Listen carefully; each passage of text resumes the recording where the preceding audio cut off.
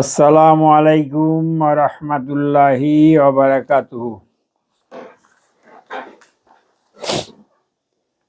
আলহামদুলিল্লাহি রাব্বিল আলামিন নাহমাদুহু ওয়া নুসাল্লি আলা রাসূলিহিল কারীম।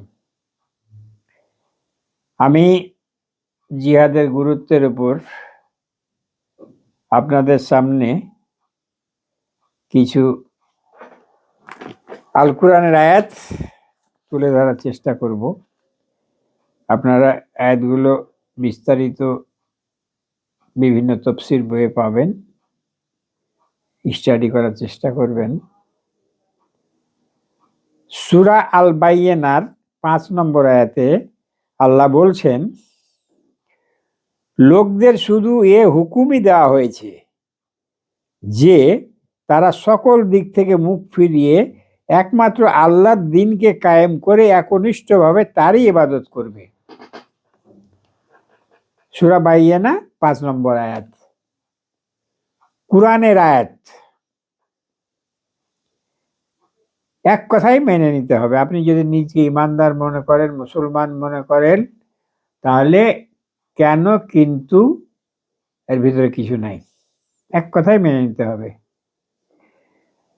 তাহলে বলছে কি, লোকদের শুধু এ হুকুমই দেওয়া হয়েছে যে তারা সকল দিক থেকে মুখ ফিরিয়ে একমাত্র আল্লাহর দ্বীনকে কায়েম করে একনিষ্ঠভাবে তারই ইবাদত করবে।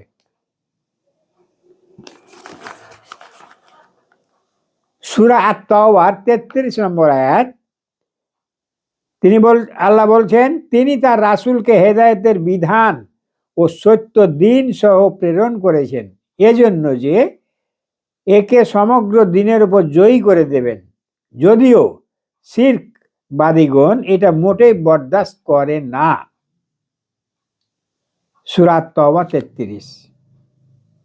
আমি আবারও বলি, তিনি তার রাসূলকে হেদায়েতের বিধান ও সত্য দ্বীন সহ প্রেরণ করেছেন এজন্য যে একে সমগ্র দ্বীনের উপর জয়ী করে দেবেন, যদিও শিরকবাদীগণ এটা মোটেই বরদাস্ত করে না। সূরা আনফাল ৩৯ নম্বর আয়াত আল্লাহ বলছেন, তাদের বিরুদ্ধে লড়াই করো যতদিন না ফিতনা নির্মূল হয়ে যায় এবং দ্বীন সমগ্রভাবে আল্লাহ তাআলারই স্থাপিত হয়। আবার বলি, তাদের বিরুদ্ধে লড়াই করো যতদিন না ফিতনা নির্মূল হয়ে যায় এবং দ্বীন সমগ্রভাবে আল্লাহ তাআলারই স্থাপিত হয়। তাদের বিরুদ্ধে লড়াই করো, কাদের বিরুদ্ধে? এখানে কিন্তু কোনো জাতি উল্লেখ করা হয়নি। তাদের বিরুদ্ধে, কাদের বিরুদ্ধে? যারা ফিতনা সৃষ্টি করবে। ফিতনা সমাজে কে সৃষ্টি করছে? কে আল্লাহর দ্বীনের বিরোধিতা করছে? সে কে, এটা দেখার কোনো অবকাশ নাই। আপনি মুসলমানের ঘরের মুসলমান, না হিন্দুর ঘরের হিন্দু, খ্রিস্টানের ঘরে খ্রিস্টান, এ কথা কিন্তু এখানে বলা হয়নি। ফিতনা নির্মূল যতদিন না হয় ততদিন তাদের বিরুদ্ধে লড়াই করো, দ্বীন সমগ্রভাবে আল্লাহ তাআলার যতদিন স্থাপিত না হয়। সূরা আনফাল ৩৯ নম্বর আয়াত। এই আয়াতগুলো আপনারা পড়ুন, ব্যাখ্যা পড়ুন। সূরা ইউসুফের ৪০ নম্বর আয়াতে আল্লাহ তাআলা বলছেন, আল্লাহ ছাড়া আর কারো হুকুম দেওয়ার অধিকার নেই। তারই নির্দেশ এই যে স্বয়ং আল্লাহ ছাড়া আর কারো দাসত্ব করো না। আল্লাহ ছাড়া আর কারো হুকুম দেওয়ার অধিকার নেই, তারই নির্দেশ এই যে স্বয়ং আল্লাহ ছাড়া আর কারো দাসত্ব করো না। অথচ গতকালকে আমি এক বক্তার কথা তুলে ধরেছি। তিনি জালসা করতে গিয়ে বলছেন যে শরিয়া আইন চালু করলে, কালকে থেকে, আজকে চালু করবেন, কালকে থেকেই আপনার বিদ্যুৎ, এসি, ফ্যান, ফ্রিজ সব বন্ধ হয়ে যাবে। বন্ধ। কি ইমান! কাজেই তাদেরকে দাসত্ব ম্যানেজ করে নিতে হবে, দাসত্ব মেনে চলতে, ম্যানেজ করে চলতে হবে। ম্যানেজ করে চলা মানে কি? তাদের হুকুম মেনে চলতে হবে। কত হাসতে হাসতে বলছেন কথাটা।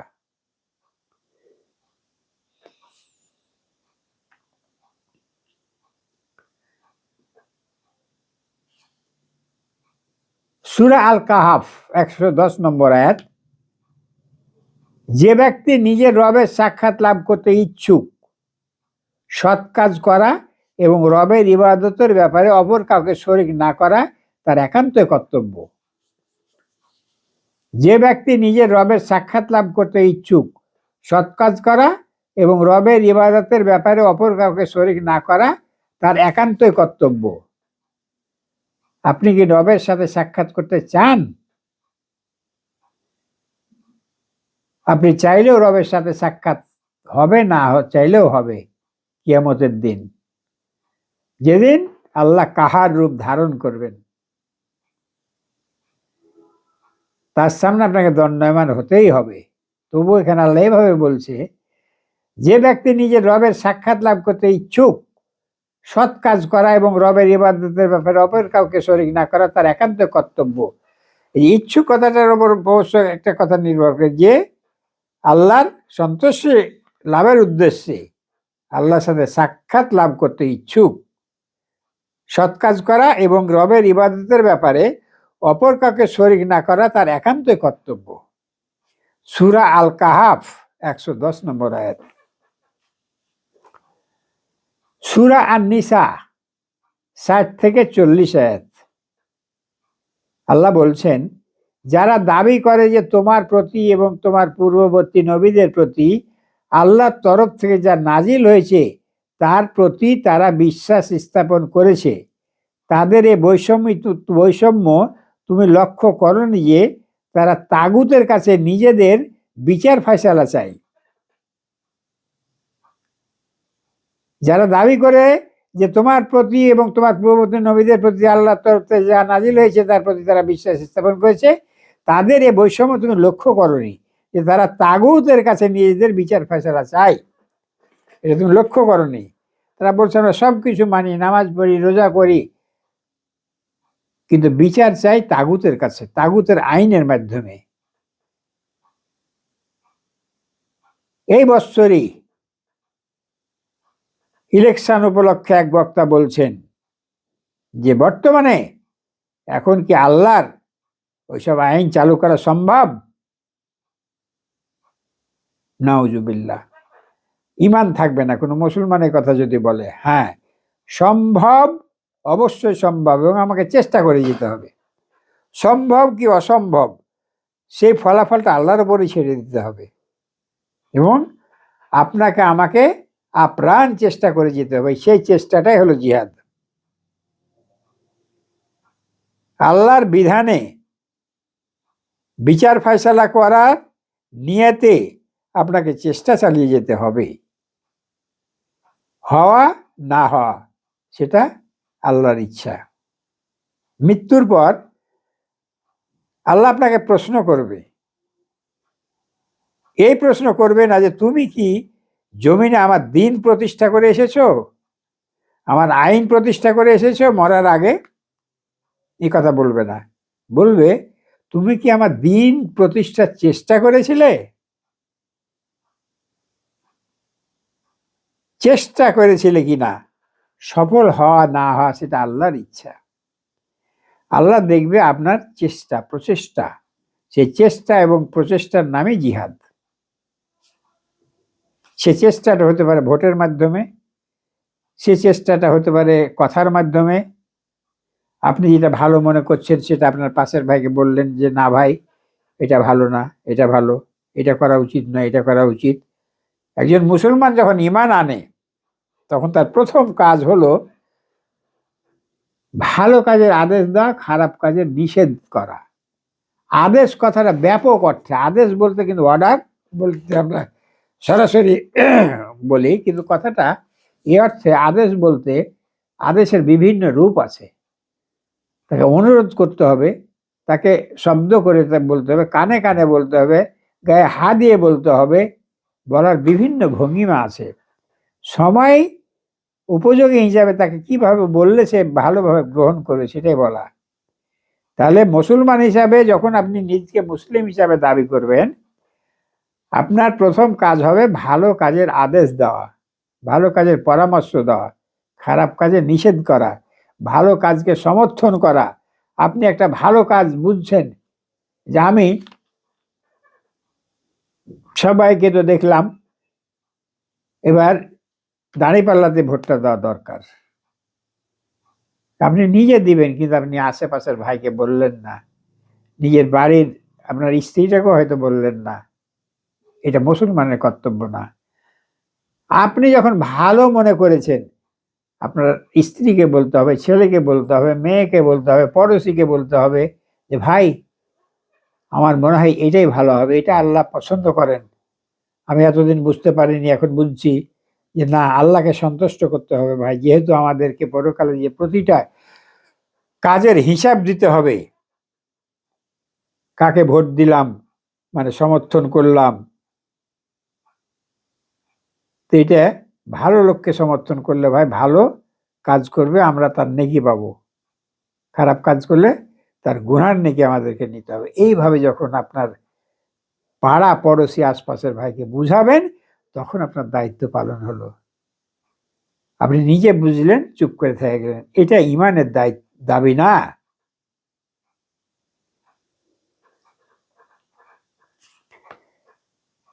তো নিসার 60 থেকে 64 আয়াতে যেটা বলছে, যারা দাবি করে যে তোমার প্রতি এবং তোমার পূর্ববর্তী নবীদের প্রতি আল্লাহর তরফ থেকে যা নাজিল হয়েছে তার প্রতি তারা বিশ্বাস স্থাপন করেছে, তাদের এই বৈষম্য তুমি লক্ষ্য করো নি যে তারা তাগুতের কাছে নিজেদের বিচার ফয়সালা চায়, অথচ তাকে অস্বীকার ও অমান্য করার নির্দেশই তাদেরকে দেওয়া হয়েছিল। তাগুতকে অস্বীকার অমান্য করার নির্দেশই আল্লাহ দিচ্ছে কোরআনে। বলছে যে যত দিন পর্যন্ত ফিতনা দূর না হয় ততদিন পর্যন্ত তোমরা লড়াই করো তাদের সাথে। লড়াই কথাটা আসছে, লড়াইয়ের বিভিন্ন রূপ আছে। বলছে একটা অন্যায় হতে দেখলেন, আপনার চোখের সামনে একটা অন্যায় হচ্ছে, ইমানের 3টি স্তরের কথা বলা হয়েছে। একটা অন্যায় কাজ হচ্ছে, আপনি হা দিয়ে বাধা দিলেন, শক্তি আছে আপনার, আপনি হা দিয়ে বাধা দিলেন, না এটা করা যাবে না, এটা হলো লড়াই করা, এটা সর্বোত্তম ইমান। দ্বিতীয় স্তরের ইমান হলো হাতে জেলে সম্ভব না, আমার শক্তি কম, ওখানে শক্তি বেশি, অন্তত বলতে ভাই এই জায়গায় আপনারা কাজটা অন্যায় করছেন, কাজটা সঠিক হচ্ছে না ভাই। এটা দ্বিতীয় স্তরের ইমান। তৃতীয় স্তরের ইমান হলো যদি দেখেন এখানে বললে সমস্যা আছে, আমার বিপদ হতে পারে, মনে মনে ঘৃণা করেন, মনে মনে ঘৃণা করেন, তাহলে এটা আপনার তৃতীয় স্তরের ইমান। এই ইমানের কারণেও আল্লাহ আপনাকে নাজাত দিবে। কিন্তু তৃতীয় স্তরের ইমান আল্লাহ লোকও এখন পাওয়া খুব দুষ্কর। চোখের সামনে শত শত অন্যায় অনাচার হচ্ছে, তার মনে কোনো বোধোদয় হয় না, তার মনে কোনো রেখাপাত করে না, বলছে আমি সাথে পাশে নাই, আমি ভাই সাথে পাশে নাই। মরিয়া দেখো সাথে পাশে কাকে বলে, মরার পরে আল্লাহ জিজ্ঞাসা করবে তোমার দিন কি ছিল। দিনের পথে কাজ করে গেলে আপনার মুখে উত্তর আসবে আমার দিন ছিল ইসলাম। আর আপনি সারা জীবন ইসলামের বিরোধিতা করে গেলেন, আপনার কি মুখে আসবে যে আমার দিন ছিল ইসলাম? আসবে না। সাবধান, সময় এসেছে ভুল সংশোধন করার। পরিবেশ পরিস্থিতি বিভিন্ন কারণে আমরা মুখ খুলতে পারিনি, কেউ ইচ্ছা থাকলেও পারিনি, কিন্তু এখন সময় এসেছে নিজকে পরিবর্তন করার।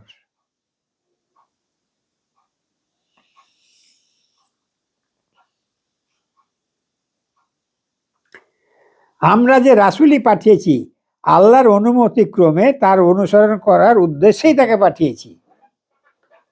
আমরা যে রাসূলই পাঠিয়েছি আল্লাহর অনুমতি ক্রমে তার অনুসরণ করার উদ্দেশ্যেই তাকে পাঠিয়েছি। এখানে কোরআনের আয়াতেরই অংশ কিন্তু আমি পড়ছি, কথাটা একটু কেমন লাগে না? আমরা যে রাসূলই পাঠিয়েছি আল্লাহর অনুমতি ক্রমে তার অনুসরণ করার উদ্দেশ্যে তাকে পাঠিয়েছি। এ ব্যাপারে এই যে আমরা কথাটা এসছে এই ব্যাপারেও আমি ব্যাখ্যা শুনেছি, দীর্ঘ ব্যাখ্যা। এটা আপনাদেরকে বুঝাবার ক্ষমতা আমার নাই ভাই। আপনারা ব্যাখ্যা এই আয়াতটা যদি আপনি তাফসিরে পড়তে যান হয়তো এই ব্যাখ্যাটা আপনি পেয়ে যাবেন। কাজে ব্যাখ্যা আমি আর দিতে যাচ্ছি না।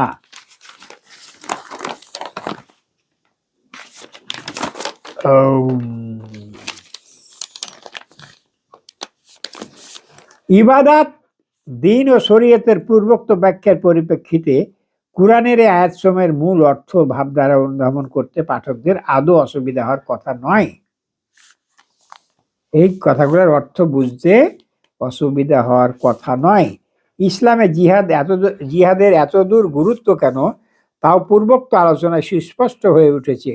অন্যান্য ধর্ম ও দিনের ন্যায় শুধু সত্য বলে মেনে নিলেই এর আকীদা ও বিশ্বাসের বাহ্যিক নিদর্শন স্বরূপ শুধু পূজা উপাসনার অনুষ্ঠান পালন করলেই আল্লাহর দিন সন্তুষ্ট হতে পারে না। কারণ অন্য কোনো দিনের অধীন থেকে আল্লাহর দিনের আনুগত্য ও অনুসরণ করা আদৌ সম্ভব নয়। অন্য কোনো দিনের সংমিশ্রণে তার অনুসরণ অসম্ভব। অতএব আল্লাহর এ দিনকে যদি বাস্তবিকই সত্য দিন বলে বিশ্বাস করেন তবে তাকে বাস্তব ক্ষেত্রে প্রতিষ্ঠিত করার উদ্দেশ্যে প্রাণপণ সাধনা ও সংগ্রাম করা ভিন্ন অন্য কোনো উপায় থাকতে পারে না। প্রাণপণ সাধনা করতে হবে। প্রাণপণ তো দূরের কথা, কতটুকু আমরা চিন্তা করছি। আমরা ইসলাম থেকে দিন থেকে কত দূরে আছি একটু চিন্তা করুন। সময় আছে, এখনো চিন্তা করুন। এ সাধনা ও সংগ্রামের ফলে ইসলাম কায়েম হবে, অন্যথায় এই প্রচেষ্টায় নিযুক্ত থেকে জীবন দান করতে হবে।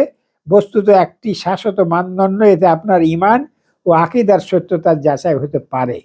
ইসলামের প্রতি আপনার যথার্থ ঈমান থাকলে অপর কোনো দিনের অধীন থেকে সুখ নিদ্রায় অচেতন থাকা আপনার পক্ষে অসম্ভব হবে। তার খেদমত করা এবং তার বিনিময়ে লব্ধ জীবিকার কিছুমাত্র স্বাদ গ্রহণ করার তো কোনো কথাই উঠতে পারে না। দিন ইসলামকে একমাত্র সত্য হিসাবে মেনে নেওয়ার পর অন্য কোনো দিনের অধীন আপনার জীবন যদি অতিবাহিত হয়ও তবু আপনার শয্যা কণ্টকাকীর্ণ, খাদ্য বিষাক্ত ও তিক্ত বিবেচিত হবে এবং আল্লাহর এ সত্য দিন প্রতিষ্ঠার জন্য প্রাণপণ সাধনা না করে এক বিন্দু স্বস্তিও আপনি লাভ করতে পারবেন না। কিন্তু আল্লাহর দিন ভিন্ন অপর কোনো দিনের অধীন জীবনযাপন করায় আপনার যদি তৃপ্তি লাভ হয় এবং সে অবস্থায় আপনার মন সন্তুষ্ট ও আশ্বস্ত হয়ে থাকে তবে আপনি আদৌ ঈমানদার নন। আপনি মনোযোগ দিয়ে যতই নামাজ পড়েন, দীর্ঘ সময় ধরে মোরাকাবা করেন আর কুরআন হাদিসের ব্যাখ্যা করেন ও ইসলামের দর্শন প্রচার করেন না কেন, কিন্তু আপনার ঈমানদার না হওয়ার সম্পর্কে কোনোই সন্দেহ নেই।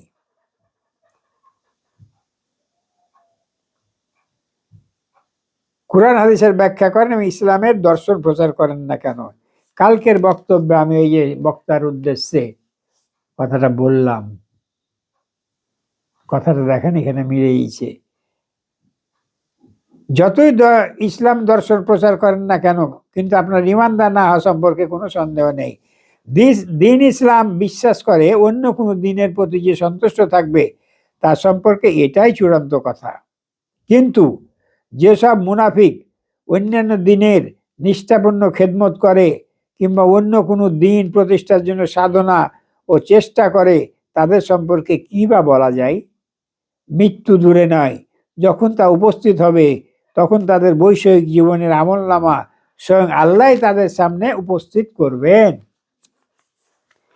ধরো তোমার আমলনামা, তুমি সারা জীবন কি করেছো। বস্তুত এরা নিজেদেরকে যদি মুসলমান বলে মনে করে তবে এটা তাদের চরম নির্বুদ্ধিতা, ভিন্ন আর কিছুই নয়। তাদের সুষ্ঠু বুদ্ধি থাকলে তারা নিজেরাই বুঝতে পারত যে একটি দিনকে সত্য বলে মানা ও স্বীকার করা আর বাস্তব ক্ষেত্রে অপর কোনো দিনের প্রতিষ্ঠায় সন্তুষ্ট থাকা কিংবা সে কাজে অংশগ্রহণ করাও সেজন্য চেষ্টা করা সে কাজে অংশগ্রহণ করা ও সেজন্য চেষ্টা করা পরস্পর বিরোধী কাজ। আগুন ও পানি হয়তো মিলতে পারে, আগুন ও পানি হয়তো মিলতে পারে, কিন্তু আল্লাহর প্রতি ইমানের সাথে এরূপ কার্য পদ্ধতির কোনো সামঞ্জস্য হতে পারে না।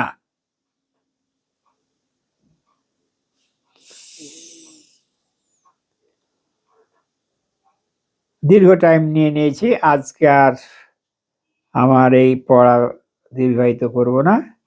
আল্লাহ আপনাদেরকে সঠিক বুঝ দান করুন। আল্লাহুম্মা আমিন। আসসালামু আলাইকুম ওয়া রাহমাতুল্লাহি ওয়া বারাকাতুহু।